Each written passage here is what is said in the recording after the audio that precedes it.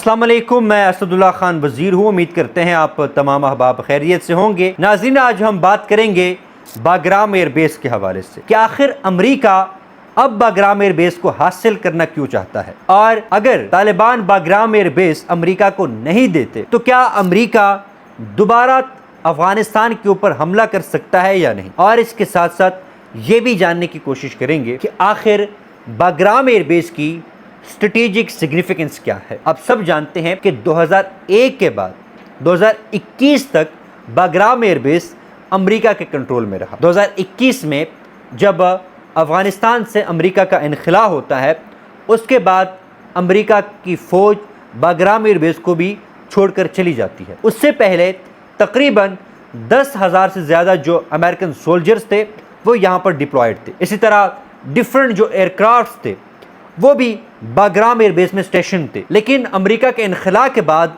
America Bagram airbase को भी खाली करके चला जाता है। जब ट्रंप अपनी सदारती इंतखाबात के लिए मुहिम चलाते हैं तो उसमें वो बाग्राम एयरबेस का तस्करा करते हैं। वो कहते हैं कि बाइडन ने बाग्राम एयरबेस अफगानिस्तान के हवाले करके बहुत बड़ी गलती की, और साथ में वो ये इल्ज़ाम भी लगाते हैं कि चीन ने अब बाग्राम एयरबेस का कंट्रोल संभाला हुआ है और वो चीन से वापस बाग्राम एयरबेस को हासिल करेंगे। चीन ने फिर इस बात की तरदीद भी की। बहरहाल डोनाल्ड ट्रंप जब इंतखाबात जीतते हैं एंड कुछ अरसा गुजरने के बाद रिसेंटली वो ये बयान दोबारा जारी करते हैं कि अमेरिका बाग्राम एयरबेस को दोबारा हासिल करेगा, और वो तालिबान से डिमांड करते हैं कि हमें बाग्राम एयरबेस वापस दिया जाए। अगर आप लोग हमें बाग्राम एयरबेस वापस नहीं देंगे then bad things will happen to you, बहुत बुरा होने वाला है आपके साथ। अब यहाँ पे सवाल पैदा होता है कि क्या अमेरिका अफगानिस्तान के ऊपर दोबारा हमला कर सकता है या नहीं। इस पर आगे चल के मैं बात करूंगा। बहरहाल जब आप बाग्राम एयरबेस की हिस्ट्री को स्टडी करते हैं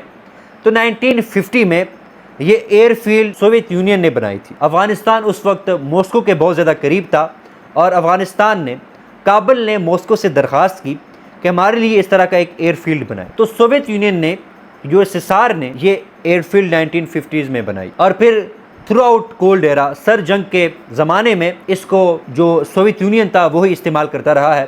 ख़ास तौर पर जब रूस ने अफ़गानिस्तान के ऊपर कब्ज़ा किया तो ये रूस के ही कंट्रोल में रहा। रूस इसे लॉजिस्टिक्स पर्पसेस के लिए, मिलिट्री ऑपरेशंस के लिए यूज़ करता था। बहरहाल जब 1989 में सोवियत यूनियन टूटता है, यूएसएसआर टूट जाता है, उसके बाद फिर 2001 में जब 9/11 का इंसिडेंट होता है, उसके बाद 2001 में अमेरिका अफगानिस्तान के ऊपर हमला कर देता है, कब्जा कर लेता है, और बाग्राम एयरबेस अमेरिका के कंट्रोल में आ जाता है। 2001 से लेकर 2021 तक ये अमेरिका के कंट्रोल में रहता है। और फिर अब दोबारा इस हवाले से बहस चल रही है कि बाग्राम एयरबेस किसके कंट्रोल में होना चाहिए। अब जब भी आपने किसी चीज़ का एनालिसिस करना हो तो सबसे पहले देखें कि भाई इसकी जो लोकेशन है उसकी सिग्निफिकेंस क्या है। बाग्राम एयरबेस की लोकेशन बड़ी अहम है। ये काबुल से तकरीबन 40 किलोमीटर के फासले पर है, और इसकी खास बात यह है कि ये जनूबी एशिया, मशरिक वुस्ता, वस्ती एशिया, ईस्ट एशिया, ये इसके क्रॉस बोर्ड पर लोकेटेड है। यानी अगर आप यहाँ पर बैठते हैं तो आप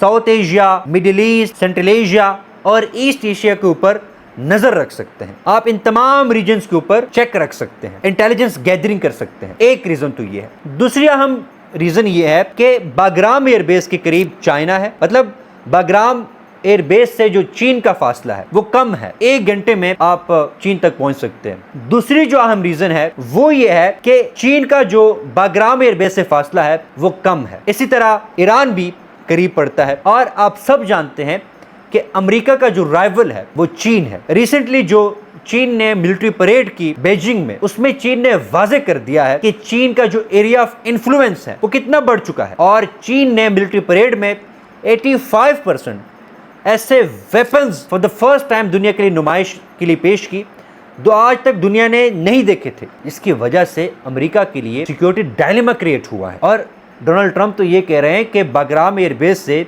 चीन का वो इलाका जहां पर चीन के न्यूक्लियर वेपन्स बनते हैं वो तकरीबन सिर्फ 1 घंटे के फासले पर है। इसलिए वो बाग्राम एयरबेस को हासिल करना चाहते हैं ताकि चीन के ऊपर वो नज़र रख सके। लिहाजा ये फैक्टर तो है कि अमेरिका चीन के ऊपर नज़र रखना चाहता है, इसलिए वो बाग्राम एयरबेस में इंटरेस्टेड है।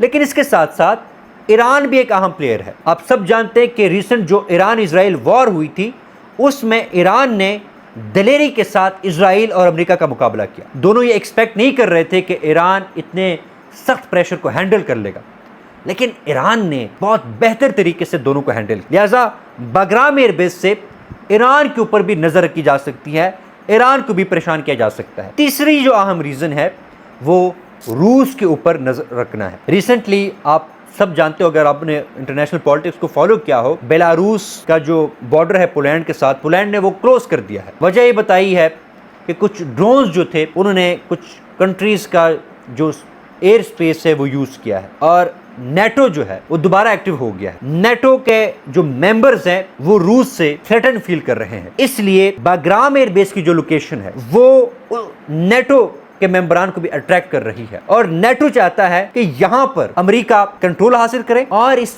बेस को नेटो मेंबरान की जो सिक्योरिटी है उसको स्ट्रेंथन करने के लिए यूज किया जाए। ये भी बड़ा अहम फैक्टर है। फिर इसके साथ साथ बाग्राम एयरबेस का एक फायदा ये भी है कि सिर्फ एक छोटा सा एयरफील्ड नहीं है, जिस तरह बाकी जो हवाई होते हैं एयर बेसिस होते हैं उस तरह नहीं है। इसकी जो रनवे है वो तकरीबन 3.6 किलोमीटर रनवे है। सिर्फ बड़ी बड़ी रनवेज हैं जो अमेरिका के बॉम्बर्स हैं और इसी तरह जो लॉजिस्टिक बड़े बड़े प्लेन्स हैं वो यहाँ पर आ सकते हैं। हर बेस उनको कैटर नहीं कर सकता। बाग्राम एयर बेस में वो सलाहियत मौजूद है, इस तरह का इंफ्रास्ट्रक्चर बना हुआ है कि उन बॉम्बर्स को, उन प्लेन्स को वो कैटर कर सकता है। इस वजह से भी ये बेस अमेरिका हासिल करना चाहता है। और फिर यहाँ पे लॉजिस्टिक्स बहुत बड़ी तादाद में आप यहाँ पे लॉजिस्टिक्स ला सकते हैं। किसी भी जंग के लिए जो साजो सामान होता है वो बड़ा ज़रूरी होता है। आप एयरक्राफ्ट ले जाते हैं, आप सोल्जर्स को ले जाए, लेकिन अगर आपके पास हथियार ना हो, लॉजिस्टिक्स ना हो, जो ज़रूरत की चीज़ें हैं वो ना हो, फिर तो फ़ायदा नहीं है।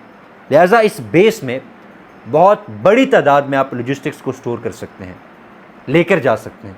इस वजह से भी अमेरिका ये चाहता है कि इस बेस के ऊपर कब्जा कर ले, इस बेस को हासिल करे, ताकि अगर इन द फ्यूचर कोई जंग होती है या कोई ऑपरेशन वो करने जाता है तो उसको ना लॉजिस्टिक की टेंशन हो और ना ही अपने बॉम्बर्स को इस रीजन में लेके आने की टेंशन हो। तो ये भी एक बहुत बड़ी वजह है।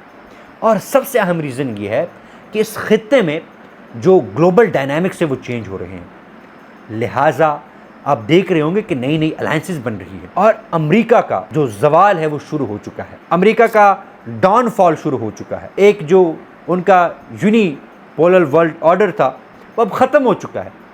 ताकत के नए मराकज़ सामने आ चुके हैं। चीन है, रूस है और दीगर कंट्रीज़ जो अपने पावर को प्रोजेक्ट कर रहे हैं, अपने एरिया ऑफ इन्फ्लुएंस को इंक्रीज़ कर रहे हैं, अपने असलो रसूख को इंक्रीज़ कर रहे हैं। और इसके साथ साथ हमें जो हथियारों की दौड़ है वो उसमें भी हमें तेज़ी देखने को मिल रही है।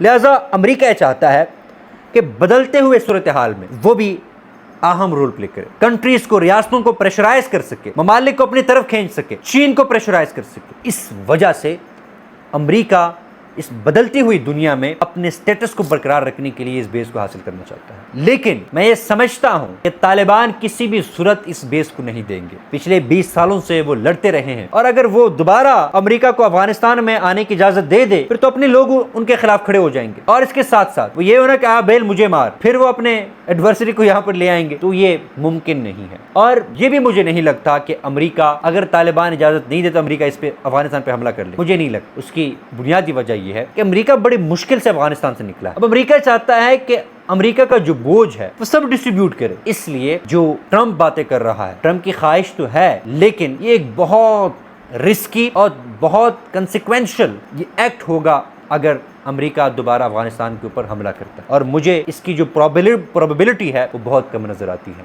बहुत शुक्रिया।